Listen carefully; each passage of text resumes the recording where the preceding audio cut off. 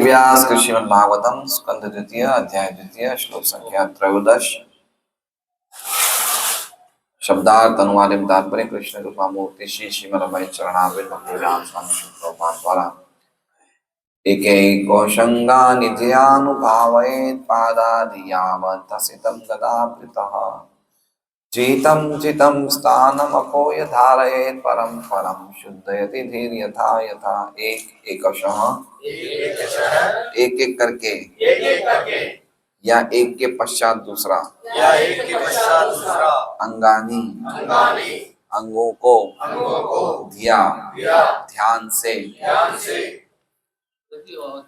अनुभावेत ध्यान करें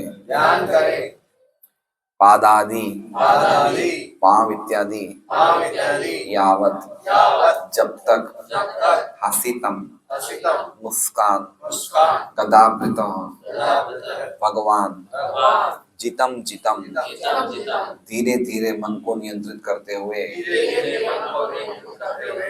स्थानम स्थान को अपोय छोड़कर धारयेत ध्यान करें परम परम उच्च से उच्चतर शुद्धयति शुद्ध होती है धी बुद्धि यथा यथा जितनी। बहुत ही सुंदर श्लोक है। खैर सभी श्लोक सुंदर हैं, लेकिन ये बड़ा सीखने लायक श्लोक है, तो हम ध्यान से पढ़ेंगे अनुवाद। ध्यान की प्रक्रिया भगवान के चरण कमलों से प्रारंभ करते हुए उसे उनके हंसते मुखमंडल तक ले आए।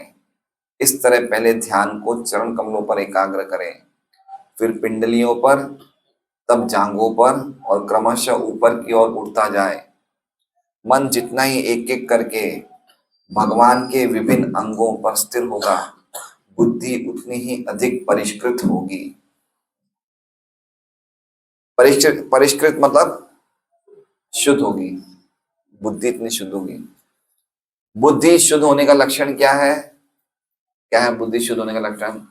हम कब समझेंगे कि हमारी बुद्धि शुद्ध हो रही है? जब जब हमें पता चल जाएगी इंद्रिय भोग मेरे लिए सुखकारी नहीं है, तो समझना चाहिए हमारी बुद्धि शुद्ध हो रही है। इंद्रिय भोग हमारे लिए हमें कोई भी प्रकार का लाभ नहीं पहुंचाने वाले हैं। जैसे वो श्लोक है, ये ही संस्पर्श जाप होगा दुख योन एवते। जो इंद्रियों के संपर्क से, इंद्रिय विषयों के साथ जो इंद्रियों का संपर्क होता है, वो क्या है? उससे जो भोग प्राप्त होते हैं, दुख योनय एवते, वो क्या है? वो दुख के कारण है। हर एक व्यक्ति को दुख आते ना जीवन में, आते नहीं आते हैं? सुलोचना माता जी, दुख आते हैं ना? आपकी सासू जी का नाम सुलोचना ही तो है। तो क्या है दुख योने होते? मतलब क्या है? दुख का कारण क्या है? दुख का कारण क्या है? आप लोग ने मैथ्स पढ़ा है, मैथ्स एल्जीब्रा, है ना? तो x plus y is equal to x y, ऐसा आता था ना? तो दुख का कारण क्या है? इंद्रिय प्लस इंद्रिय विषय इज इक्वल टू दुख। इंद्रिय प्लस इंद्रिय विषय इज इक्वल टू दुख, ये एल्जेब्रिक इक्वेशन है। तो ये दुख का कारण है। तो जब व्यक्ति की बुद्धि शुद्ध होती है तो समझ जाता है कि इंद्रिय से, इंद्रिय विषयों के संपर्क से जो सुख मिलता है वो सुख नहीं है, वो अल्टीमेटली हमारा दुख ही है, दुख ही देता है हमें, है ना? देखिए, हम मन कहाँ भागता है हमारा? जो चीज की हमारी इच्छा होती है उसके पीछे क्या भागता है? मन। और इच्छाएं कहाँ से आती है? इच्छाएं कहाँ से आती है? इच्छाओं का बैकग्राउंड क्या है? संस्कार। इच्छाओं का बैकग्राउंड क्या है? संस्कार। और संस्कार कब हृदय में छपते हैं? इंद्रिय और इंद्रिय भोग विषय से जब भोग होता है तो क्या छपते हैं हृदय में? संस्कार छपते हैं। और वो संस्कार हमारी इच्छाओं को बनाते हैं, और इच्छा मन को प्रेरित करता है, और मन इंद्रियों को भगाते हैं। तो इस तरह से पूरा ये चेन है ना? हाँ, अभी तो मेरा पूरा ही बाकी है। ये तो खाली मैं बुद्धि अधिक परिष्कृत, परिष्कृत का मैं अर्थ बता रहा हूं कि बुद्धि शुद्ध होती है तो उसका अर्थ क्या है, तो पूरी चेन हम लिख लें, थोड़ा याद रहेगा हमें।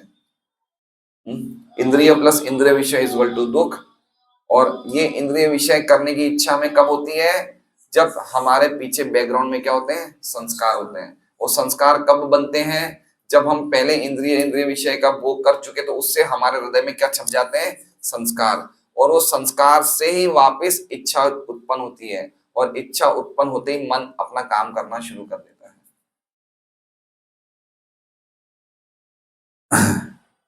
ओमज्ञानतिमिरान्धस्य ज्ञानाञ्जनशलाकया चक्षुरुन्मीलितं येन तस्मै श्रीगुरवे नमः। नाम श्रेष्ठमनुमते शचीपुत्रमत्र स्वरूपं रूपं तस्याग्रजमुरुपुरीं मातुं गोष्ठवाटिं राधाकुण्डं गिरिवरमहोराधिकां माधवाशं प्राप्तो यस्य कृपया श्रीगुरुतमतोऽस्मि। वन्देऽहं श्रीगुरोः श्रीयुतापदकमलं श्रीगुरुन् वैष्णवांश्च श्रीरूपं स्वगुरुजातं सहगणं नाथान्वितं तं सजीवम् साद्वैतं सावधूतं परिजन सहितं कृष्ण चैतन्य देवं श्री राधा कृष्ण पादान् सैगं गीता शिक्षाकामिकांश्च गुरु वैष्णव भगवान तिने स्मरणमय विघ्न विनाशनाय सर्ववांछितम्। हरे कृष्णा कृष्णा कृष्णा हरे हरे, हरे राम राम राम हरे। हजूर बाबू के घर में 4 दिन बाद शादी, लेकिन अभी भी रेगुलर अटेंड कर रहे हैं भागवतम क्लास, बहुत अच्छी बात है। इनसे बहुत प्रेरणा मिलती है मुझे। पिछली बार भी इनकी बड़ी बेटी की शादी हुई थी, तो एक भी इन्होंने प्रोग्राम मिस नहीं किया, डिस्ट्रीब्यूशन, नगर संकीर्तन सब में बराबर आए। तो उसी परंपरा को फॉलो करते हुए इस बार भी ये बराबर आ रहे हैं भागवतम में। 23 तारीख की शादी है ना, बहुत अच्छा। दोनों में भागवतम में भी आ रहे हैं, हाँ दोनों में आ रहे हैं, सही बात है। तो ये श्लोक में परमात्मा पे कैसे ध्यान करना चाहिए उसका वर्णन है। किस पे ध्यान करना चाहिए, जो हमारे हृदय में कौन है, परमात्मा, उन पे कैसे ध्यान करना चाहिए। श्लोक संख्या 8 से 11 तक ध्यान का आश्रय कौन है, धारणा का आश्रय कौन है, परमात्मा। परमात्मा का वर्णन हुआ था कौन से श्लोक से, 8 से 11 तक परमात्मा का वर्णन हुआ था कि परमात्मा के मुख है, उनके क्या क्या उनके अलग अलग लक्षण थे, वो सब हमने देखे थे। फिर 12वें श्लोक में ये बताया, 12वां श्लोक जो हमने पिछली बार किया उसको हम एक बार पढ़ेंगे। अधीन लीला हसिते क्षणोल्लसत् रूपंग संसोचित भूरि अनुग्रह इक्षेत चिंतामयमेनमीश्वरं यावन् मनो धारणयावतिष्ठते। तो ये बहुत सुंदर श्लोक है जिसमें बताया कि भगवान भूरी भूरी कृपा कर रहे हैं हम सब पे। संसूचित भूरी अनुग्रहम, संसूचित मतलब सूचना दे रहे हैं, कृपा हम सूचित कर रहे हैं कि मैं तुम पे बहुत कृपा कर रहा हूँ। कितनी कृपा कर रहे हैं, पूरी, बहुत ज्यादा। किसके द्वारा, अपनी उदार लीलाओं के द्वारा, अपने हंसते हुए मुख के द्वारा, और अपने भ्रूभंग, अपनी चितवन, अपनी उल्लासमय चितवन के द्वारा, और उनके जो भ्रूभंग आईब्रोज हैं, तिरछी नजरों के द्वारा हम पे क्या कर रहे हैं, बहुत बड़ी कृपा कर रहे हैं। भगवान के दर्शन होना ये भगवान की बहुत बड़ी कृपा है। भगवान का दर्शन करना ये बहुत बड़ी कृपा है। इसलिए नियमित रूप से हमें भगवान के श्री विग्रह का दर्शन करते रहना चाहिए। भगवान के श्री विग्रह को मार्जन करना, ये छवि को मार्जन करना, अपने हाथों से चंदन घिस के तुलसी दल लगाना भगवान के चरणों में, ये जितना हम करेंगे उतना हमारे हृदय के पूर्व संस्कार खत्म हो जाएंगे, मन शुद्ध होगा, बुद्धि पवित्र होगी। ये भगवान की विशेष कृपा है। तो ये हमारे लिए बहुत जरूरी है। पर्टिकुलरली प्रभुपाद ने काफी जगह लिखा है कि गृहस्थों को श्री मूर्ति घर पे लाना चाहिए। प्रभुपाद क्या कहते हैं कि ब्रह्मचारी और सन्यासियों का काम क्या है, प्रचार करना, और गृहस्थों का क्या काम है, मंदिर में श्री मूर्ति की सेवा करना, है ना। तो प्रभुपाद ने बहुत जगह लिखा है, राधा कृष्ण की मूर्ति ले आइए, गौर निताई की मूर्ति ले आइए, खूब सेवा करिए अच्छी तरह, लेकिन कैसे बताया है, बिल्कुल अच्छी तरह नियमों के अनुसार। प्रभुपाद के मार्गदर्शन में महाराज जानते हैं कि हमारी स्थिति ऐसी नहीं है, इसलिए महाराज बोलते हैं आप छवि लेके रखो बस, ज्यादा नहीं। क्योंकि हम देखते हैं कितने भक्त श्री मूर्ति लाते हैं, लेकिन ढंग से सेवा नहीं करते हैं, है ना। भगवान की शिव मूर्ति की सेवा की बहुत, अर्चा विग्रह की सेवा की बहुत नियम है, बहुत वो है, क्या कहते हैं, टर्म्स एंड कंडीशन है, बहुत ही अच्छी तरह हमें करना चाहिए, नहीं तो फिर अपराध होता है, सेवा अपराध होता है। इसलिए महाराज हमारी स्थिति जानते हैं। कोई आगे से चला के बोलता है कि मुझे अपने घर में लाना है शिव मूर्ति में, खूब अच्छी तरह सेवा करूं, तो महाराज उनको सलाह देते हैं कि भाई ऐसे करो ऐसे करो। लेकिन ज्यादातर हम लोग इस योग्य तो है, लेकिन हमारी स्थिति ऐसी है ना, हमारे पास 16 माला करने का समय नहीं, तो शिव मूर्ति की सेवा कैसे करेंगे। तो बंद हो जाती है, तो सेवा तो बंद नहीं होनी चाहिए, तो वो सब भी चीजें देखी जाती है। पहले तो क्या होता था, ज्वाइंट फैमिली होती थी, घर में कोई ना कोई लेडीज होती थी, तो सेवा चालू रहती थी। लेकिन आजकल हम दो हमारे दो वाला मामला हो गया है, कहाँ से सेवा रहेगी बताइए। तो इसलिए छवि, लेकिन छवि भी हम ले आए तो कम से कम इतना देखें कि ऑल्टर जो हमारा मंदिर है बहुत साफ सुथरा रहे, रोज छवियों को हम साफ करें, कपड़े वपड़े को साफ करें, अच्छी तरह भगवान को तिलक लगाएं। इतना हम करते हैं तो हमारा मन बहुत पवित्र होता है। प्रभुपाद लिखते हैं कि जितना हम अच्छी तरह मंदिर को साफ रखेंगे उतना क्या होगा, हमारा हृदय शुद्ध होगा। तो आज ये इसी पे श्लोक है कि जितना ज्यादा हम भगवान का ध्यान करेंगे उतना ज्यादा हमारा मन पवित्र होगा, बुद्धि पवित्र होगी। ये श्लोक आज का इस पे ही है, परमात्मा पे ध्यान का। तो पिछला श्लोक था कि जब तक मन आपका एक जगह स्थिर ना हो जाए तब तक आप धारणा करते रहो भगवान के रूप की। कौन से रूप की? वो रूप जो खूब हंस रहा है, खूब उनकी उदार लीला है और हम पे बहुत बड़ी कृपा कर रहा है। उस चिंतामयम, एक श्लोक का बड़ा सुंदर शब्द था, क्या था? चिंता, चिंतामयम। चिंतामयम का अर्थ क्या है? जो चिंतन के द्वारा प्रकट होते हैं, है ना। जितना ज्यादा हम भगवान का चिंतन करेंगे उतना ज्यादा भगवान की छवि हमारे हृदय में और स्पष्ट होती जाएगी। इसमें संघर्ष करना पड़ेगा। क्या करना पड़ेगा? संघर्ष। नहीं लग रहा है मन तो भी लगाइए। कभी कभी हम क्या करते हैं, हमारा मन नहीं लगता तो हम तुरंत हट जाते हैं।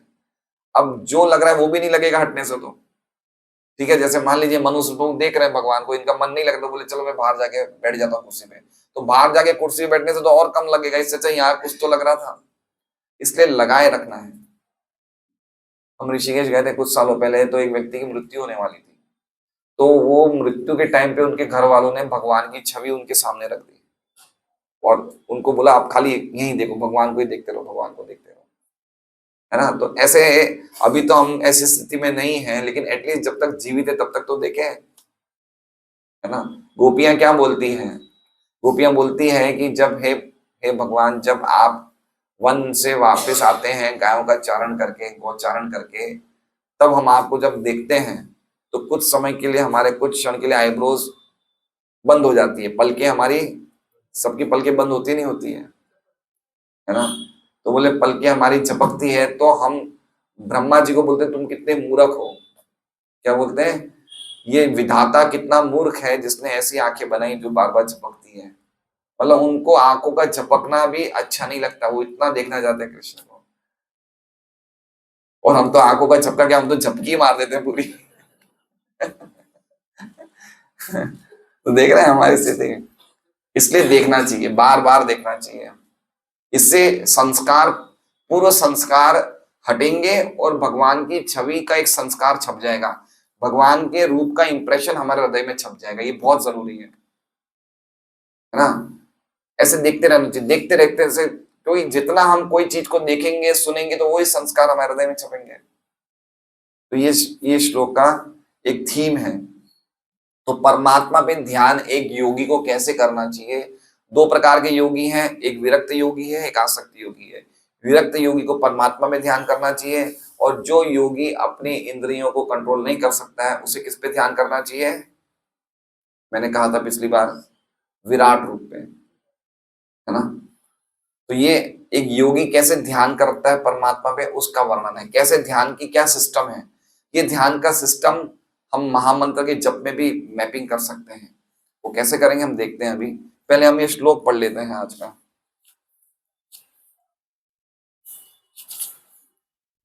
एक एक कशोंगानी ध्यानुभावेत, एक एक को, एक एक मतलब एक एक करके, एक एक है ना।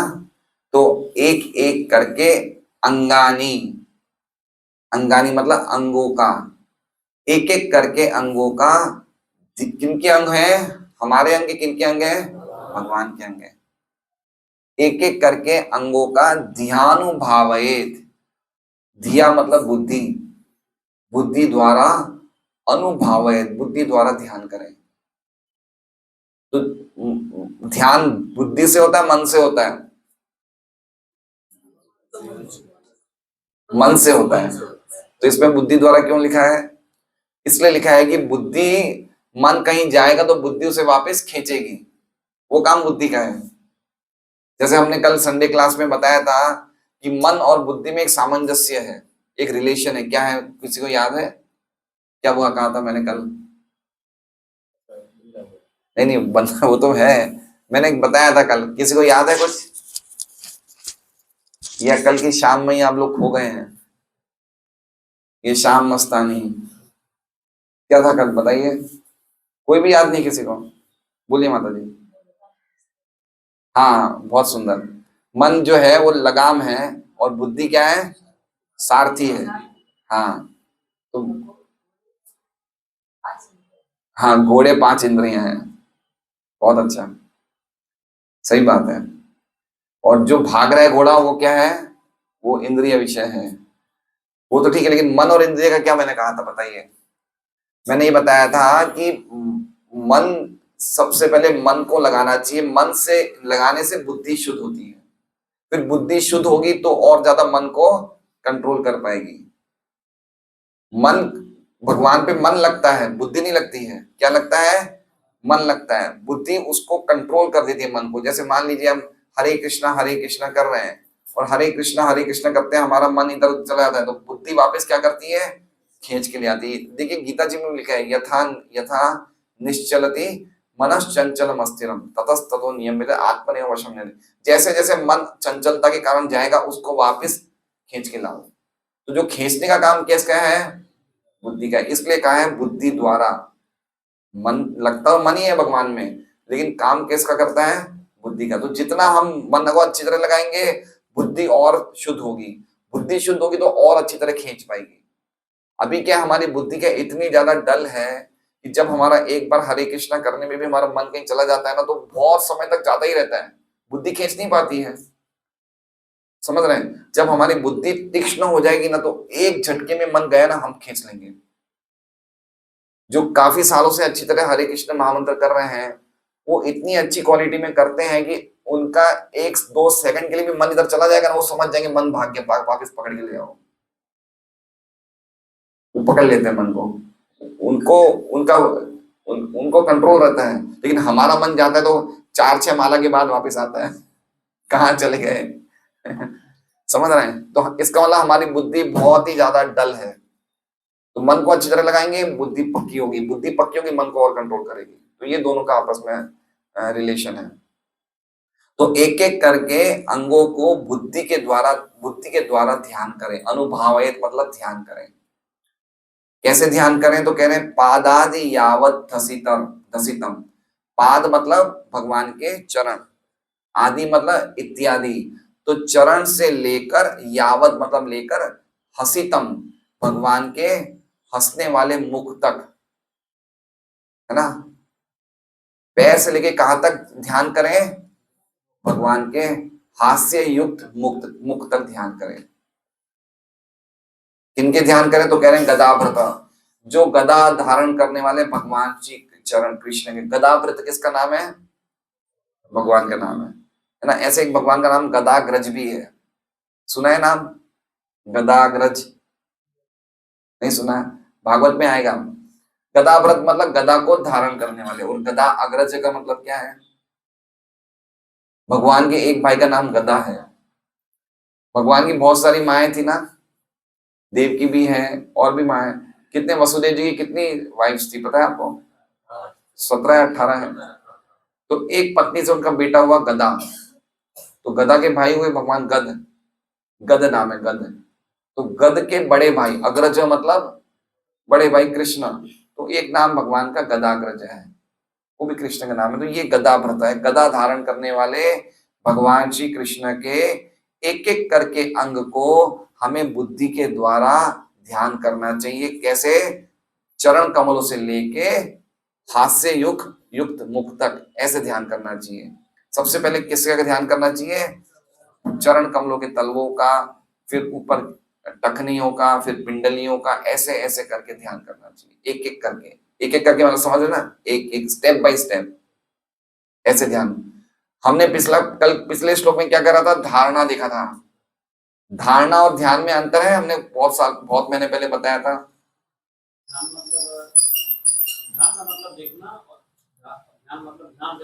ध्यान से देखना। धारणा मतलब एक पोल, जैसे मान लीजिए ये रंजीत है, रंजीत रोज आता है, हम इसे देखते हैं, ये हो गया धारणा। अब कोई लड़की वाले से देखने आए कि हम अपने लड़का, तो इसको कैसे देखेंगे? ध्यान से। इसके कान कैसे हैं, इसकी नाक कैसी है, कैसे चलता है, ये क्या हो गया? ध्यान हो गया।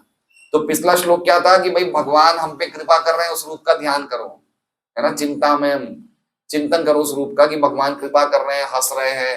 अब इस श्लोक में क्या बता रहा है कि जब धारणा करते करते आपका मन स्थिर हो जाए तो ध्यान करो। तो ध्यान करने के लिए क्या कर रहे हैं? एक एक अंग का ध्यान करो। ऐसा नहीं कि पूरा एक साथ देख लिया, ऐसे नहीं, एक एक अंग को ढंग से देखो। ध्यान मतलब गहरा देखना, अच्छी तरह देखना। तो भगवान के चरण कमल देख रहे हो तो भगवान के चरण कमल ही देखो, फिर तुरंत ऊपर मत चले जाओ। ये सिस्टम नहीं है ध्यान का। एक एक करके देखो, चरण कमल से थोड़ा ऊपर आओ। कब ऊपर आना है वो भी बता रहे हैं श्लोक में। तो कह रहे हैं जितम जितम स्थानम अपोय धारय। जितम जितम मतलब, जितम जितम का मतलब क्या है? धीरे धीरे मन को नियंत्रित करते हुए। जैसे मान लीजिए कि आपने सबसे पहले भगवान के चरणों पे ध्यान दिया, तलवे पे, तो अब आपको लग रहा है बिल्कुल अच्छी तरह मेरा वहां पे मन लग गया है। फिर क्या करना है? स्थानम अपोय, उस स्थान को, कौन से स्थान को? चरण कमल को अपोय, त्याग दो। क्या कर दो? छोड़ दो। फिर कहां जाओ? परम परम, उच्च से उच्चतर तक जाओ। धारित, उच्च से उच्च के अंगों का ध्यान करो, लेकिन कब करो? शुद्ध यति धीर यथा यथा। जैसे जैसे, यथा यथा मतलब जैसे जैसे, शुद्ध यति धीर, जैसे जैसे बुद्धि शुद्ध होती है वैसे वैसे उच्च से उच्च अंगों का ध्यान करो। ये है 2 लाइन का, समझ रहे हैं? जितम जितम मतलब धीरे धीरे मन को नियंत्रित करते हुए। स्थानम अपोय, उस स्थान को त्याग दो, उस स्थान को छोड़ दो। मतलब जैसे मान लीजिए आपने अब चरणों का ध्यान अच्छी तरह हो रहा है, तो अब आप ये पिंडलियों पे चले जाइए।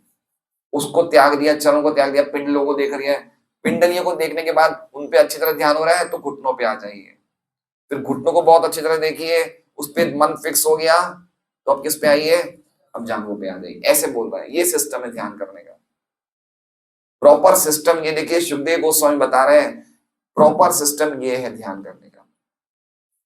और कब होगा ये? परम परम, ऊंचे स्थान पे कब जाएंगे? जब जैसे जैसे हमारी बुद्धि शुद्ध हो वैसे वैसे उच्च स्थान पे जाइए।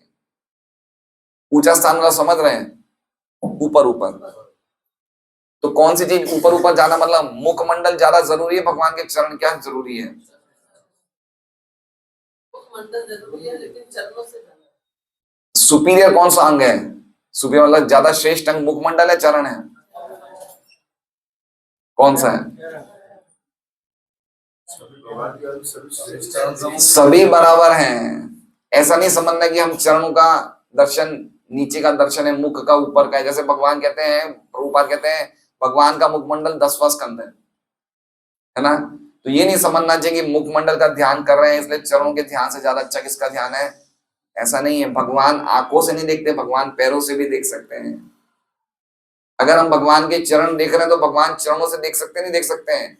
अंगानि यस्य सकलेन्द्र, भगवान अपने चरणों से भी हमें देख सकते हैं। तो जरूरी नहीं है कि हम भगवान के जब मुख को देखेंगे तो ही भगवान हमें देखेंगे, ऐसा नहीं है। हम चरणों को देख रहे हैं तो भगवान हमें देख रहे हैं।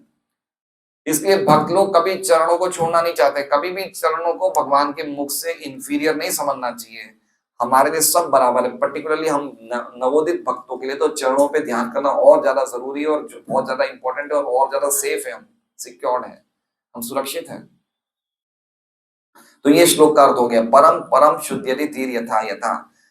हर एक अंग का एक एक करके भगवान गदा भ्रत के एक एक करके अंगों का ध्यान करना चाहिए बुद्धि के द्वारा, चरणों से लेकर उनके हंसते हुए मुख तक। और जैसे जैसे धीरे धीरे मन को नियंत्रित करते हुए जैसे जैसे हमारी बुद्धि शुद्ध हो जाए, वैसे वैसे हमें उस स्थान को त्याग करके ऊंचे से ऊंचे स्थान पे ध्यान करना चाहिए। ये इस श्लोक का अर्थ है। हम विश्वनाथ चक्रवर्ती ठाकुर की टीका पढ़ते हैं।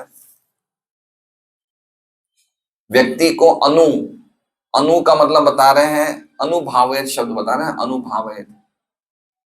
अनु का मतलब बहुत ही दृढ़ता से, और भावेत मतलब ध्यान करना चाहिए।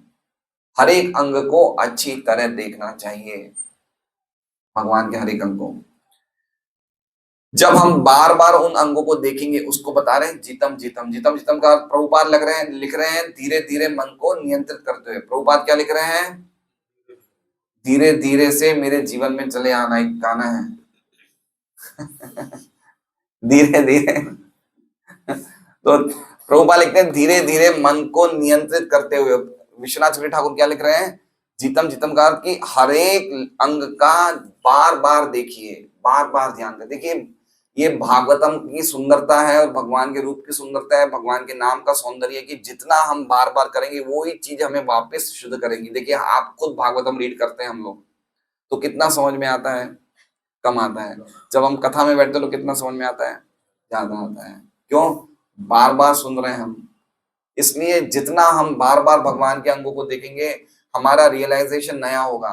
बार बार हम नाम का जप करेंगे तो हमें नई चीज जानने को मिलेगी। इसलिए बार बार साधना का अर्थ क्या होता है? क्या होता है साधना का अर्थ?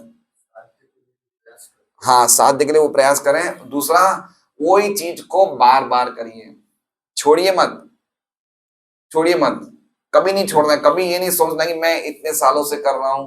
काफी भक्त तो ऐसे हैं जो 20-20 साल से माला करते हैं, अचानक छोड़ देते हैं, छोड़ देता अचानक। ये अब कर रहे हैं, बस हो गया, जीवन में करना था कर लिया। ऐसे नहीं, ये साधना नहीं है। साधना का अर्थ क्या है? जीवन पर्यंत अपनी साधना में डाउन नहीं होनी चाहिए। रघुनाथ दास गोस्वामी क्या बोलते हैं के बारे में, क्या लिखा है? उनकी साधना कैसी थी हजरत प्रभु? कैसी थी रघुनाथ दास गोस्वामी की साधना?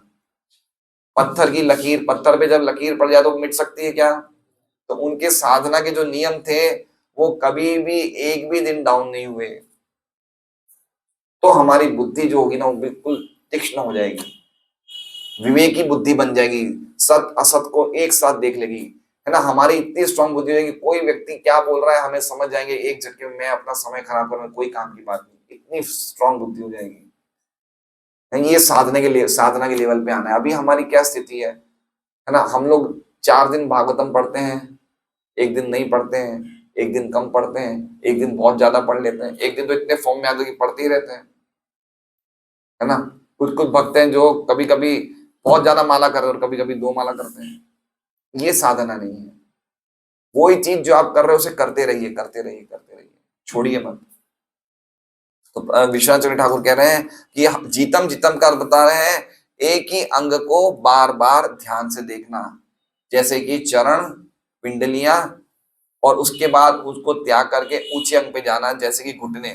अपने बुद्धि के द्वारा, अपने बुद्धि का उपयोग करके व्यक्ति को ध्यान उसी प्रपोर्शन में करना चाहिए, उसी परिमाण में करना चाहिए जितनी उसकी बुद्धि पवित्र हो जाए। और उसकी बुद्धि पवित्र कैसे होगी? जब उसकी विषय कामनाओं के लिए उसकी कामनाएं खत्म होती जाएगी, तो समझना है बुद्धि पवित्र हो रही है। समझ रहे हैं बात को? देखिए, 2 चीज है, समझ लीजिए। इंद्रिय विषयों के प्रति हमारा राग जितना कम हो जाए, इतना समझना चाहिए कि हमारी बुद्धि पवित्र हो रही है ना। गीता जी में भी कह रहे हैं वीत राग भय क्रोधा। राग, भय, क्रोध, कोई ज्यादा बोले तो हमें गुस्सा नहीं आए, कोई ज्यादा सुंदर चीज या क्या कहते हैं इंद्रिय भोग वाली चीज देख जाए तो हम ज्यादा प्रेरित ना हो जाए, है ना। इसे कहते हैं अनअटैचमेंट। क्या बोलते हैं? अनासक्ति। कभी कभी भक्त लोग बोलते हैं कि हम गुरु की शरण में चले गए फिर भी हम पे दुख क्यों आ रहे हैं, बोलते हैं। हमारे दुख तो कौन ले लेता है दीक्षा के टाइम पे? गुरु ले लेता है, फिर भी हमारे दुख क्यों आ रहे हैं हम पे? परम पूज्य जयपताका महाराज बहुत सुंदर जवाब देते हैं। वो कहते हैं कि पहले तो हमें ये देखना चाहिए कि हम बोल तो रहे गुरु से हमने शरणागति दीक्षा ले ली, लेकिन हमारी शरणागति कितनी परसेंटेज है उस अनुपात में हमारे दुखों का गिनता ही होगा। हमने दीक्षा तो ले ली नाम के लिए, लेकिन शरणागति नहीं है तो दुख बंद नहीं होंगे, आते रहेंगे। समझ रहे हैं? हम कितने प्रपोर्शन में शरणागत हैं उस पे निर्भर करता है कि हम पे दुख कितने आ रहे हैं। दूसरा उन्होंने बताया कि जो हमारी आसक्ति है उस पे भी निर्भर करता है कि हम पे दुख कितने आ रहे हैं, क्योंकि आसक्ति किससे किससे कनेक्टेड है? प्रकृति के 3 गुणों से। और दुख कहां से आते हैं? प्रकृति के 3 गुणों द्वारा। तो जब व्यक्ति भक्ति करते करते जितना ज्यादा अनासक्त होता है उसकी दुख की मात्रा अपने आप खत्म हो जाती है, लेकिन वो आसक्त रहता है तो दुख आते रहते हैं। बहुत सुंदर जवाब दिया महाराज।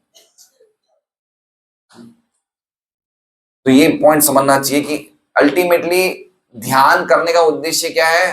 मन को और बुद्धि को पवित्र करना। जैसे हमने पहले कहा था पहले अध्याय में कि व्यक्ति ध्यान क्यों करता है? विराट रूप पे ध्यान करके मन की चंचलता खत्म हो जाए।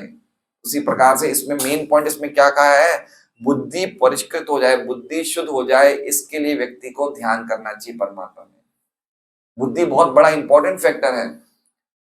जब बुद्धि मन शुद्ध हो जाए तो कितना तेजी से काम कर सकते हैं हमें नहीं पता। हमें इतनी बड़ी चीज दी है भगवान ने, बुद्धि दी है, मन दिया, अभी तो हम पूरी तरह से इसका दुरुपयोग कर रहे हैं, है ना?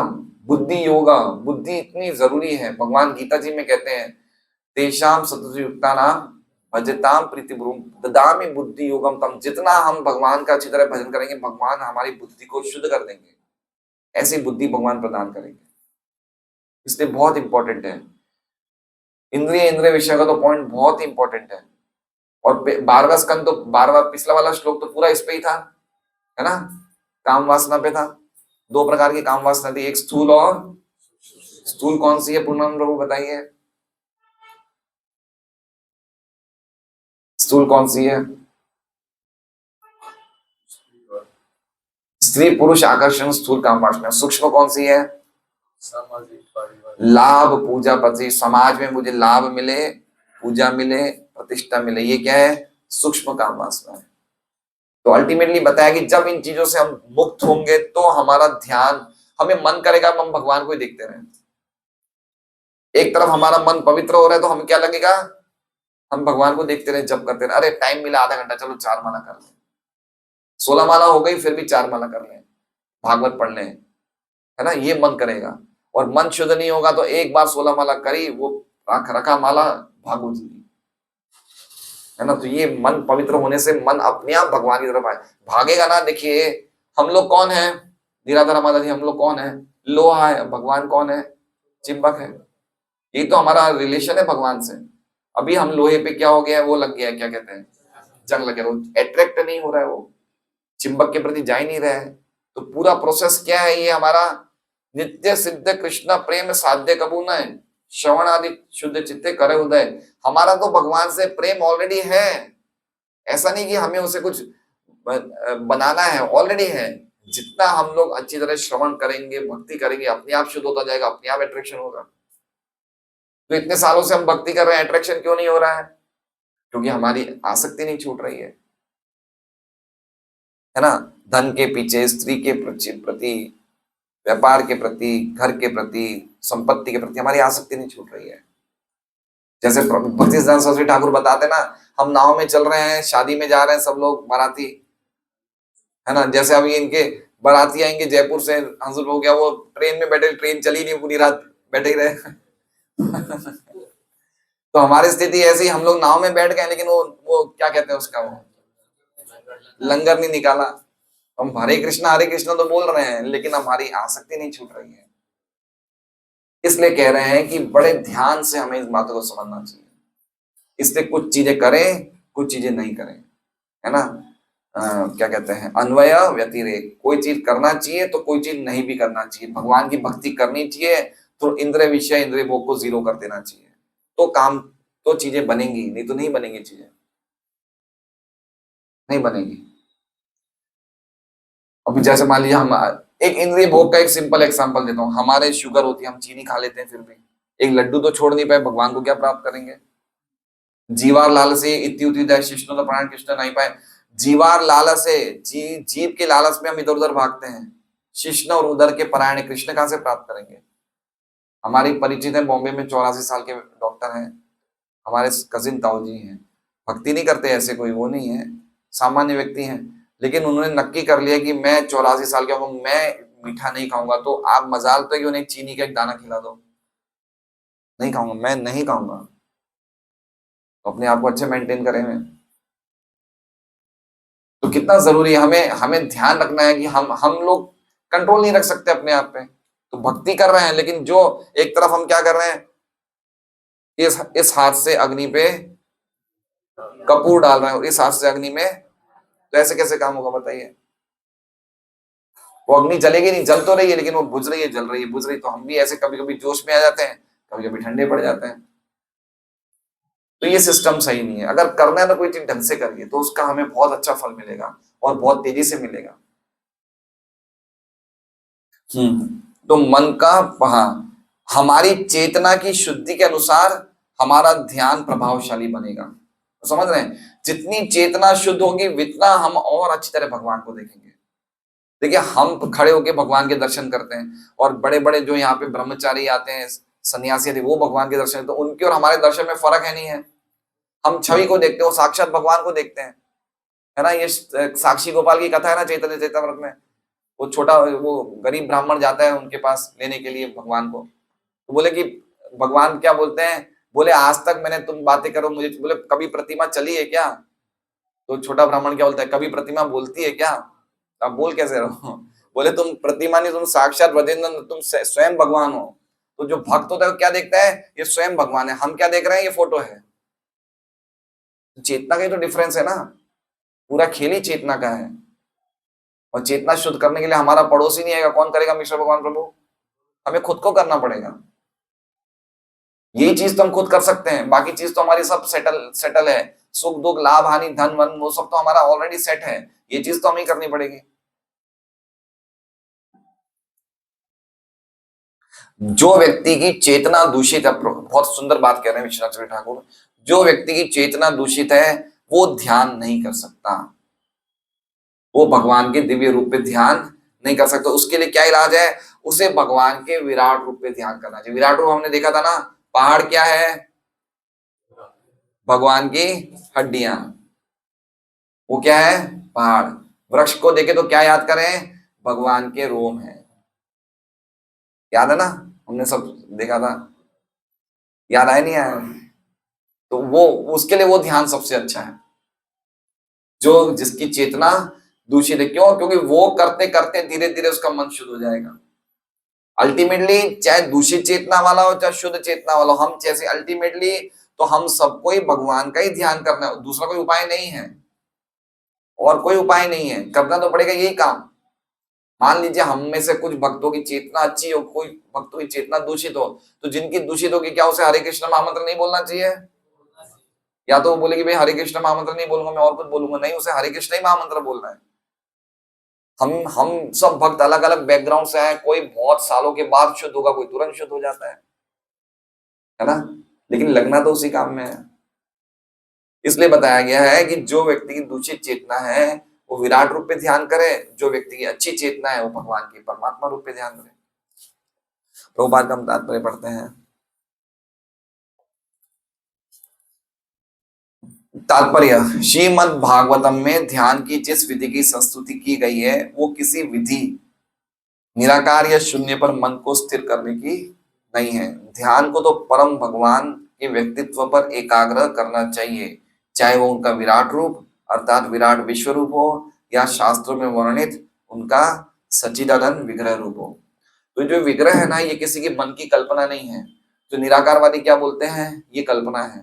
क्या बोलते हैं, निराकारवादी में शंकराचार्य ने निर्विशेषवाद का प्रचार किया, तो शंकराचार्य ने पंचोपासना स्थापित की। क्या स्थापना करी, पंचोपासना। इसमें उन्होंने 5 रूपों पे ध्यान करने को कहा है।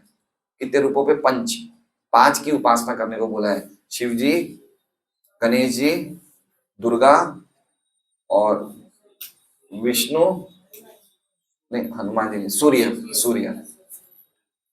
तो उन्होंने कहा क्या शंकराचार्य की, जो भगवान का रूप है वो निर्विशेष है, लेकिन इन पांचों का ध्यान करोगे तो हम अल्टीमेटली निराकार को प्राप्त कर लेंगे। तो इसे कहते हैं पंचोपासना। ये शंकराचार्य ने स्थापित किया। हम अभी भी कोई घरों में देखते हैं, शिव जी भी रहती है, दुर्गा भी रहते हैं, है ना। कोई कोई घरों के ड्राइंग रूम में 5 फोटो रहती है, शिव जी, दुर्गा जी, विष्णु, राधा, लक्ष्मी नारायण, ऐसे फोटो रहती है, सूर्य, गणेश, ऐसे रहती है। इसे कहते हैं पंचोपासना। मतलब इनका कहने का मतलब है कि ये क्या है, ये सब कल्पना है, इनका कोई रूप नहीं है, लेकिन हमें ध्यान करने के लिए एक रूप को मन में लाना चाहिए, इसलिए हमने कल्पना का ये रूप बना दिया है। अल्टीमेट इनका रूप नहीं। प्रभुपाद क्या कह रहे हैं, ऐसा नहीं है। ये जो रूप है भगवान का, जो हमें भगवान का मुखार विंद है, भगवान के चरण, ये कहाँ पे वर्णित है? ये शास्त्रों में वर्णित है।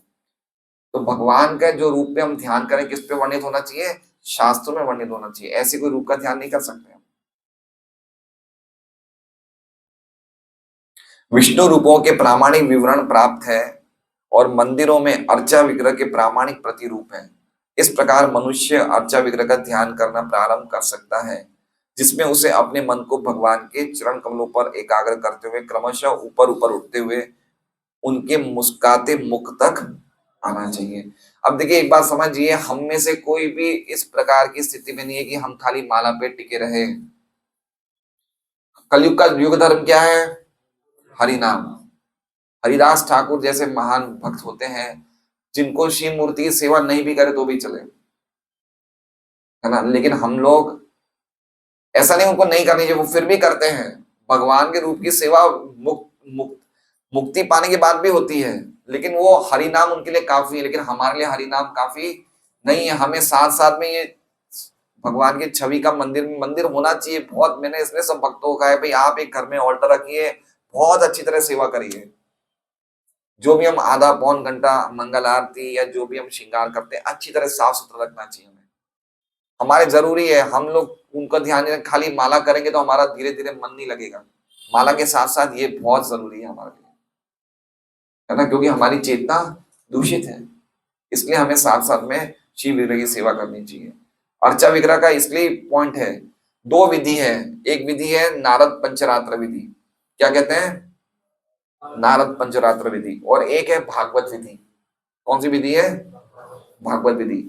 हरि नाम करना, भागवत पढ़ना, सत्संग करना, कीर्तन करना, ये कौन सी विधि में आता है? भागवत विधि में। और भगवान की शिव मूर्ति की सेवा करना किस में आता है? पंचरात्र विधि में। तो प्रभुपाद ने दोनों का मिश्रण किया है, दोनों चीजें होनी चाहिए। अल्टीमेटली खाली भागवत विधि से काम कंप्लीट हो सकता है, लेकिन हमारी वो स्थिति नहीं है। हमें पंचरात्र विधि का भी आश्रय लेना चाहिए। बाकी भागवत विधि अपने आप में कंप्लीट है, हरि नाम करो, भागवत सुनो, लेकिन हम लोग अभी उस स्थिति में नहीं है, है ना। हमारे गुरु महाराज और बड़े बड़े सन्यासी महाराज हैं, इधर उधर प्रचार करते हैं, वो तो रोज शिव मूर्ति की सेवा नहीं कर पाते, लेकिन फिर भी गोपाल कृष्ण महाराज अपने साथ हमेशा गौर निधे रखते थे, है ना। तो कोई भगवान, कोई महाराज रखते हैं, लेकिन काफी महाराज नहीं रखते हैं, क्योंकि ऑलरेडी वो पूरी तरह से शुद्ध हो चुके हैं। तो नाम कीर्तन जप करते हुए, क्लास देते हुए उनका मन लग जाता है। लेकिन हमारे लिए जो हम गृहस्थ हैं, गृहस्थों को तो रखना ही चाहिए मंदिर साफ सुथरा, बहुत अच्छा होना चाहिए मंदिर साफ सुथरा। मंदिर देख के कोई सामने वाला व्यक्ति भी आता है, उसका भी लग जाता है मन की कितना सुंदर दर्शन हो रहे हैं। पर्टिकुलरली तुलसी दल लगाना चाहिए, भगवान को चंदन लगाना चाहिए, साफ सुथरी माला पहनाना चाहिए। इतना तो हम कर सकते हैं। इसमें 1 घंटा लगेगा, कितना ज्यादा।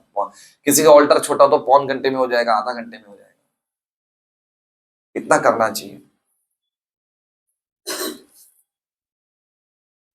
भागवत विचारधारा के अनुसार भगवान का रास नृत्य भगवान का मुस्काता मुखमंडल है। मतलब 10वां स्कंद क्या है? 10वें स्कंद में रास नृत्य है। 10वां स्कंद क्या? भगवान का मुखमंडल है। चूंकि इस श्लोक में संस्तुति की गई है कि मनुष्य भगवान के चरण कमलों का ध्यान करता हुआ मुस्काते मुखमंडल तक क्रमशः ऊपर उठे, अतएव हमें चाहिए कि रास नृत्य में भगवान की लीलाएं समझने के लिए हम छलांग ना लगाएं, है ना। एक एक का अर्थ का शब्द में, एक एक अंक का, धीरे धीरे। ऐसा नहीं कि सीधा हमें 10वां स्कंद पढ़ना है या भगवान की रास लीलाओं के बारे में सुनना है, नहीं, ये सही नहीं है। श्रेयस्कर यही होगा कि हम भगवान के चरण कमलों पर पुष्प तथा तुलसी दल अर्पित करके अपने ध्यान को एकाग्र करने का अभ्यास करें। इस प्रकार हम धीरे धीरे अर्चना विधि से शुद्ध हो जाते हैं। हम भगवान को वस्त्र पहनाते हैं, उन्हें नहलाते हैं इत्यादि, जो सारे के सारे दिव्य कार्यकलाप होते हैं। देखिए सब कुछ दिव्य है ना, भगवान को स्नान कराना, वस्त्र पहनाना, ये सब कुछ, ये कोई भी चीज हल्की नहीं है, सब दिव्य है। ये सब भक्ति के ही अंग है। अर्चन, ये अर्चना है। ये हमें जीवन को शुद्ध बनाने में सहायक होते हैं।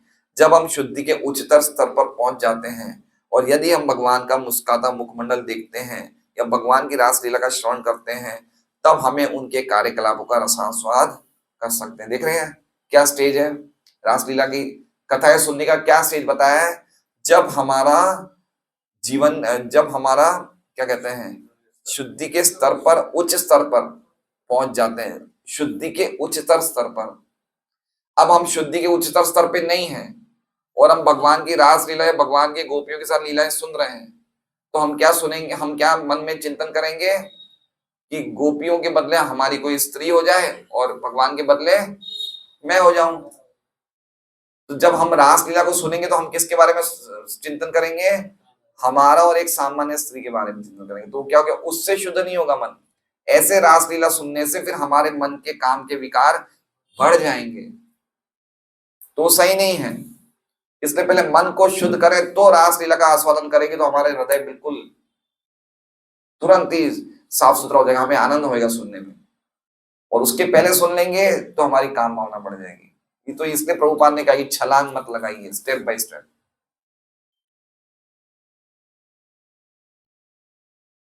इसलिए श्रीमद् भागवतम में रासलीला को दशम स्कंद में उद्धृत किया गया है, 29वें श्लोक से 34वें श्लोक तक, अध्याय तक। ये 5 अध्याय हैं, 29, 30, 31, 32, 33, 34, 5 या 6 अध्याय, जिन्हें रास पंचाध्याय कहते हैं। ये इनमें रासलीला का वर्णन है। मनुष्य भगवान के दिव्य रूप पर चित्त को जितना ही एकाग्र करता है, चाहे वो चरण कमलों पर हो या पिंडलियों हो या जंगाओं अथवा वक्षस्थल पर, वो उतना ही शुद्ध होता जाता है। इस श्लोक में स्पष्ट कहा गया है कि बुद्धि उतनी ही अधिक परिष्कृत होगी। मैंने याद है, हम जयपुर में एक बार बहुत सालों पहले कोई विवाह में गया था, इन बातों को 15 साल हो गए होंगे। तो मैं एक डिवोटी के घर पे गया था प्रसाद लेने, क्योंकि शादी में तो खाना नहीं था, तो एक डिवोटी के गया था प्रसाद लेने। तो वहां माता जी थी, दीक्षित माता जी, उनके यहाँ शिव मूर्ति थी राधा कृष्ण की। तो मुझे उन्होंने प्रसाद देके बैठी, बोले प्रभु जी आप थाली लेके बैठ जाइए, मैं थोड़ी सेवा करूंगी। तो वो मंदिर में, उनका एक मंदिर का अलग ही रूम था, तो मंदिर में उन्होंने कीर्तन लगा रखा था और साथ में सेवा कर रहे थे। तो मैं तो प्रसाद ले रहा था, प्रसाद लेके 10-15 मिनट बाद मैं उठ गया। तो मैंने देखा, मैं देखूं तो सही वो कैसे सेवा कर रहे हैं। तो मैंने थोड़ा सा दरवाजा खोल के झांका, तो इतने खुश होके, इतने आनंद से शिव मूर्ति को नहला रहे थे, इतना खुश हो रहे थे वो, है ना। हम लोग कैसे करते हैं, टेंशन में, भागा भागी में, स्नान कराने चलो जल्दी स्नान, वो कितने आनंद में थे, है ना। तो ऐसा लग रहा था कि उनका मन पवित्र हो गया और उनको कितना आनंद आ रहा है भगवान को स्नान कराने में, भगवान को वस्त्र पहनाने में। तो मुझे वो आज तक वो बात याद है, इन बातों को 15-16 साल हो गए। वो कितने माताएं, महिला थी, पर उस टाइम उनकी उम्र होगी 45 वर्ष की होगी। तो इतनी वो खुश थी, वो इतनी उनके चेहरे पे मुस्कान थी कि मैं भगवान को तैयार कर रही हूँ। तो ऐसी मन की पवित्रता आनी चाहिए, जब हम, ऐसा हमारे मन में आनंद होना चाहिए जब हम भगवान का सेवा करें। इसलिए सेवा करते टाइम हम कीर्तन सुन सकते हैं या फिर कोई लेक्चर सुने, है ना, ध्यान से बिल्कुल, कि साक्षात भगवान है, अच्छी तरह है, परम सत्य है। बिल्कुल हमारा दिमाग जो होना चाहिए बिल्कुल एकाग्र होना चाहिए। हम जो कर रहे हैं उस पर ध्यान रखना चाहिए, चरणों पे ध्यान से चिपकाएं। अब मैं भगवान के चरणों पे लगा रहा हूँ, मैं फोटो पे नहीं लगा रहा हूँ, किस पे लगा रहा हूँ, चरणों पे लगा रहा हूँ। ऐसा हमारी चेतना होनी चाहिए। ऐसे ध्यान करते करते सेवा करेंगे ना, तो हमारी चेतना बहुत शुद्ध होगी जल्दी से,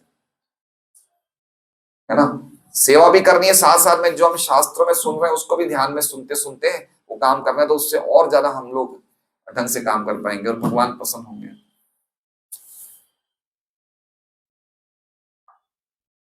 जिसका अर्थ यह है कि मनुष्य इंद्रिय तृप्ति से उतना ही विरक्त होता है। वर्तमान बद्ध अवस्था में हमारी बुद्धि अशुद्ध है, बुद्धि अशुद्ध है, क्योंकि वो इंद्रिय तृप्ति में लगी रहते हैं। जितना आप देखिए, एक बात समझिए, जितना हम इंद्रिय तृप्ति करेंगे उतना मन और बुद्धि क्या होगी, खत्म हो जाएगी, अशुद्ध, बिल्कुल जिसे कहते हैं, है ना। मन की तपस्या देखिए, आप 17वें अध्याय में पढ़ लीजिए, मना प्रसाद सौम्य मौनम आत्मा। जितना ज्यादा आप मन, आत्मा, इंद्रियों को कंट्रोल करोगे, मन प्रसन्न रहेगा, मन बहुत प्रसन्न रहेगा। और जितना ज्यादा आपने इंद्रियों को खुली छूट दी है, मन टेंशन में रहेगा, चिंता में रहेगा, और बुद्धि शुद्ध नहीं हो पाएगी। 3 जगह काम का वास कितनी जगह रहता है महाप्रभु, कृपा प्रभु? काम कहाँ पे रुकता है? अब हमारा शत्रु मान लीजिए एक आतंकवादी गोपाल नगर में घुस गया है और इसी गली में घुसा है, इसी गली में जिसमें घर है 52 नंबर, तो सबसे पहले सब घर के लोग क्या देखेंगे, क्या सोचेंगे कि आतंकवादी कौन से घर में छुपा हुआ है। तो हमारा शत्रु कौन है? काम। काम कहाँ छुपा हुआ है? इंद्रियाणि मनोबुद्धिर अस्याधिष्ठान उच्यते, ये गीता जी का श्लोक है, 30वां अध्याय। काम 3 जगह निवास करता है हमारे शरीर में। कहाँ पे? इंद्रिय, मन और बुद्धि। अब हमें पता चल गया शत्रु कहाँ पे है, 3 जगह है, हमें पता चल गया। अब हमें क्या करना है? उस 3 जगह से काम को भगाना है। तो सबसे पहले किसको सेवा में लगाएं? इंद्रियों को। तस्मात् त्वम् इंद्रियाणि यदौ, इंद्रियां शुद्ध होगी तो मन लगेगा, मन शुद्ध होगा तो बुद्धि शुद्ध होगी। ऐसे है इंद्रिय, मन, बुद्धि। इसलिए नहीं का मन लगे डिस्ट्रीब्यूशन में आने में तो भी आइए, नगर संकीर्तन में नहीं मन लगे तो भी आइए। इंद्रियां मतलब पैरों को लेके आइए, हाथ को लाइए। मन नहीं करता भगवान का मंदिर बाजार में तो भी करिए। इंद्रिय लगेगी तो मन शुद्ध होगा, है ना? तो ये सिस्टम है। हम चाहें कि पहले सीधा बुद्धि मन पवित्र हो, ऐसा नहीं होगा। इंद्रियों को लगाना बहुत जरूरी है। ये व्यवहारिक सेवा है भगवान की। रूप गोस्वामी कहते हैं अनुशीलन, अनुशीलनम कह रहे ना, अन्याभिलाषिता शून्यम ज्ञान अनुकूलन कृष्णानुशीलनम भक्ति रुत्यमा। शीलनम मतलब कुछ काम करना पड़ेगा, भगवान के बर्तन मांजो, भगवान का मंदिर साफ करो, प्रैक्टिकल काम करना पड़ेगा। हमारे भक्त कैसे भाग जाते हैं संडे को, जैसे कोई बहुत बड़ी आग लग रही हो। शाम को 7:30 बजते कोई जैसे लग रहा है ना अग्नि लग रही हो ससों में, ऐसे सब भागते हैं। कोई काम नहीं करना चाहता है, कोई सेवा नहीं करना चाहता है ना? मैं बहुत, मुझे साधुवाद देना पड़ेगा, क्या नाम है, महिष्मती माता जी को। कल 25-30 हजार रुपए का खर्चा करके इन्होंने पूरा प्रसाद करवाया इतने लोगों का, है ना? माताओं के कितना मन है कि चलो मैं संडे, ये सब सेवा है। हमें पैसा देना चाहिए सत्संग के लिए, हमारा प्रसाद होना चाहिए, कुछ ना कुछ देते रहना चाहिए। हमें कभी भी इन चीजों में रोकना नहीं चाहिए, मन को देते रहना चाहिए। अरे हम देख रहे हैं, स्पष्ट देख रहे हैं कि भगवान की सेवा में लग रहा है, फिर किस बात की कंजूसी करें? क्या साथ में लेके जाएंगे क्या? हम लोग विशेष है, हमारे लिए भगवान कोई प्रोविजन लगा कि हम लेके जाएंगे? कैसे आए थे हम लोग, जन्म कैसे लिया था लक्ष्मी नरसिंह प्रभु? बिना कपड़ों के आए थे, जाएंगे कैसे? ये भी ले लिए जाएंगे, आपके भी मेरे दोनों के जाएंगे है ना? तो अरे खींच के लोग लेंगे तो खुशी से दे दो भाई, जाना तो है, फोर्स से जाए सच्चा स्वेच्छा से दे दो। तो इसलिए खूब है, जब तक हम ये स्थूल चीजों को नहीं लगाएंगे ना, मन नहीं लगेगा। धन कमाने लगाओ, है कोई भी चीज कमा रहे, हमारे पास घर में स्थान है। अब 10 भक्त नंदग्राम से, जय श्री माता जी का इतना बड़ा दिल है, बोले प्रभु जी भेज दीजिए, मैं रखूंगी घर में। कितनी अच्छी तरह उन्होंने सेवा करी, भक्त लोग प्रसन्न हो गए कि हमारी इतनी अच्छी हमें रखा, कितने खुश हुए भक्त लोग। तो ऐसे जहां तक हमारे पास जो भी भगवान ने सामर्थ्य दिया है, हमारे पास कुछ है तो दे दो, क्या दिक्कत है? देने से मन हल्का होगा, मन पवित्र होगा, और वही हम मनानुकूल करें। आज मैं पढ़ा था 10वें स्कंद में 17 की कथा थी। 17, भगवान द्वारका में 17 आते हैं। 17 सूर्य देव के उपासक थे, समंतक मणि लेके आते हैं, और समंतक मणि रोज 80 किलो सोना उत्पन्न करती थी। सब लोग बड़े आश्चर्यचकित हो गए समंतक मणि से। भगवान ने 17 को कहा कि हमारे द्वारका के राजा उग्रसेन है, ये समंतक मणि तुम उनको दे दो। तो 17 ने क्या किया? मना कर दिया। और मना करते उसके घर में सब प्रकार के दुर्भाग्य शुरू हो गए। उसका भाई मर गया, उसकी समंतक मणि खो गई, है ना? उसका खुद के बाद में उसकी हत्या हो गई। समंत इसकी, ये सत्यभामा के पिता ही तो थे राजा 17। तो जब हम भगवान की सेवा के लिए इनकार करते हैं ना, तो हमारे रोग शुरू हो जाते हैं। इस बात को हम नहीं समझ रहे हैं। बहुत जरूरी बात है कि स्थूल चीज, सूक्ष्म चीज तो बात की बात है, स्थूल चीजों को लगाओ भाई। मना मत करो कोई चीज के लिए, हमें सेवा करनी है, करनी है ना? हम मना नहीं करना चाहिए कोई चीज के लिए। कोई भी सेवा हो, चाहे कैसी हो, बड़ी हो छोटी हो, सभी सेवाएं दिव्य स्तर पे हैं। हम हरि नाम ले रहे हैं या झाड़ू मार रहे हैं, सभी सेवा का स्तर दिव्य है। मना करते हैं ना तो बात गड़बड़ हो जाती है, मना नहीं करना चाहिए।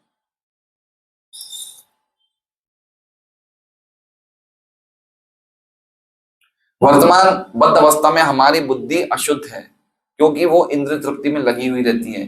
भगवान के दिव्य रूप का ध्यान करने का फल मनुष्य की इंद्र तृप्ति से विरक्त द्वारा प्रकट होगा। देखिए सब बता दिया रिजल्ट। जितना ज्यादा हमारी इंद्र तृप्ति से हम विरक्त होंगे, उतना भगवान में मन, मतलब अगर हम भगवान में मन अच्छी तरह लगा रहे हैं ना, मतलब क्या हो रहा है, हम इंद्र तृप्ति से विरक्त हो रहे हैं। ये डेफिनेशन बताइए। अतएव ध्यान का चरम उद्देश्य क्या है? बुद्धि की शुद्धि। ध्यान का उद्देश्य क्या है? बुद्धि की शुद्धि।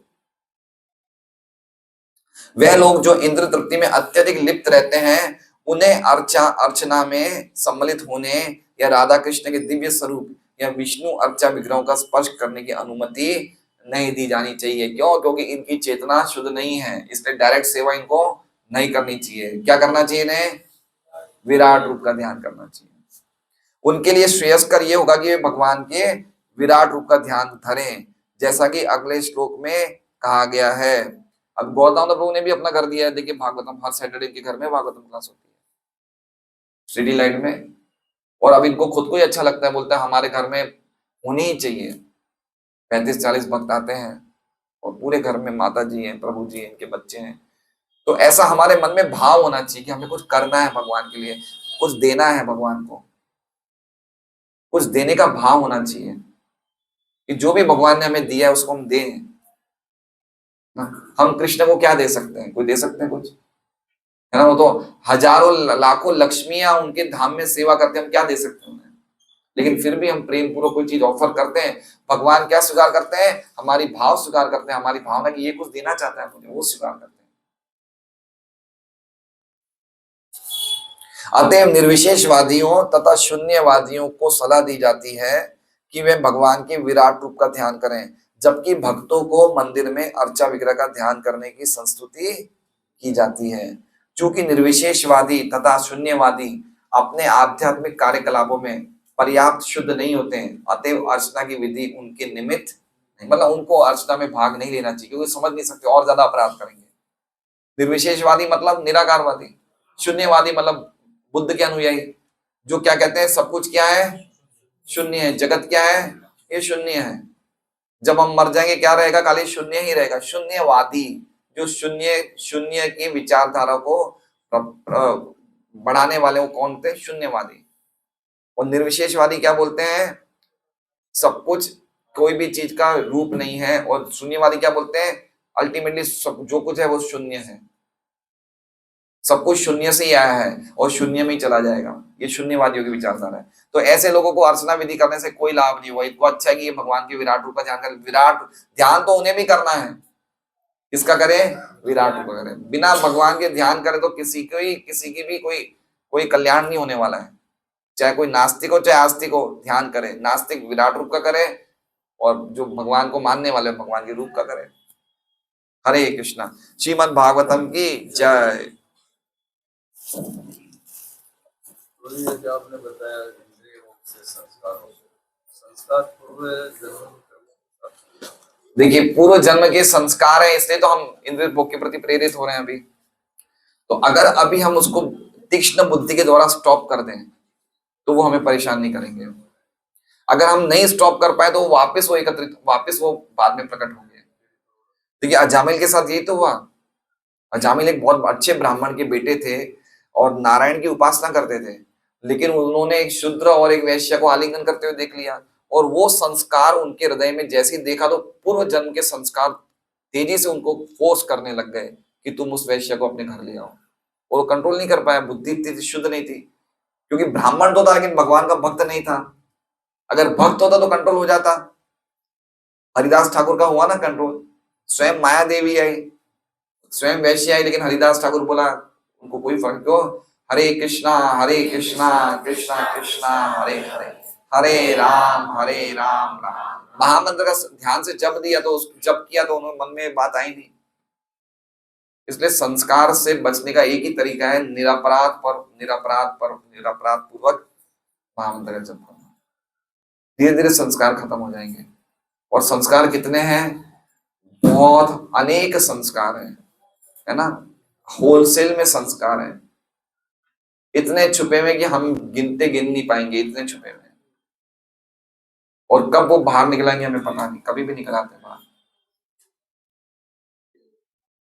काफी लोग प्रश्न करते हैं कि भगवान के चरणों का ही ध्यान, उसका उत्तर ये होगा हमारी नहीं है। हाँ, और भक्त लोग तो वैसे भगवान के चरणों में ही रहना पसंद करते हैं। प्रभुपाद एक तात्पर्य लिखते हैं कि भक्तों को तो ऊपर जाने के मन ही नहीं करते, वो क्या रहते हैं, हमारी जगह।